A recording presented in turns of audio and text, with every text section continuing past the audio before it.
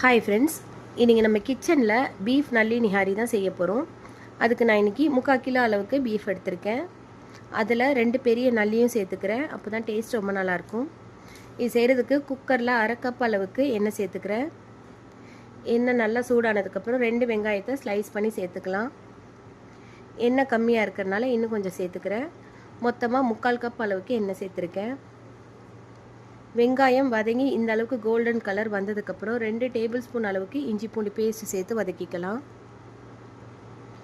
இஞ்சி பூண்டோட பச்சை வாசனை போனதுக்கப்புறம் அடுப்பை சிம்மில் வச்சுட்டு 1 teaspoon Kashmiri chilli powder, 1 table spoon normal chilli powder, 1/2 teaspoon அளவுக்கு மஞ்சள் தூள் இது எல்லாத்தையும் சேர்த்து லைட்டாக வதங்கினதுக்கப்புறம் பீஃப் சேர்த்துக்கலாம். 1 டேபிள் ஸ்பூன் அளவுக்கு உப்பு சேர்த்துட்டு நல்லா மிக்ஸ் பண்ணிக்கிறேன். 1 டேபிள் ஸ்பூன் அளவுக்கு தனியா பவுடர் சேர்த்துட்டு 5 மினிட்ஸ் சிம்லேயே வச்சு நல்லா வேக வைக்கணும். 4 டேபிள் ஸ்பூன் அளவுக்கு தயிர் சேர்த்து நல்லா மிக்ஸ் பண்ணிவிட்டு 1 கப் அளவுக்கு தண்ணி சேர்த்து பீஃபை வேக வச்சு எடுத்துக்கலாம்.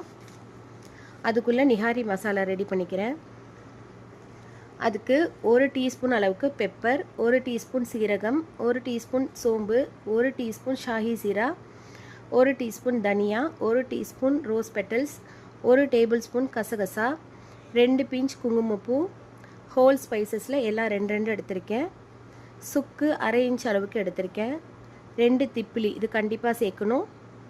இது எல்லாத்தையும் லைட்டாக ரோஸ்ட் பண்ணிக்கலாம். ரோஸ்ட் ஆனதுக்கப்புறம் எடுத்து ஆற வச்சுக்கிறேன். மொத்தமாக நான் 20 ஐட்டம் சேர்த்துருக்கேன்.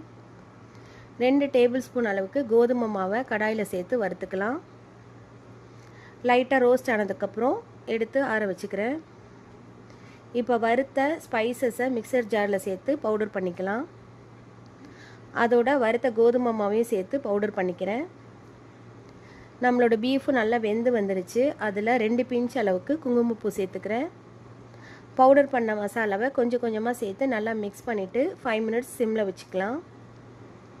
மசாலா நல்லா வெந்து வந்ததுக்கப்புறம் அடுப்பு ஆஃப் பண்ணிக்கலாம். இப்போ நல்ல டேஸ்டியான நல்லி நிஹாரி ரெடி ஆயிடுச்சு.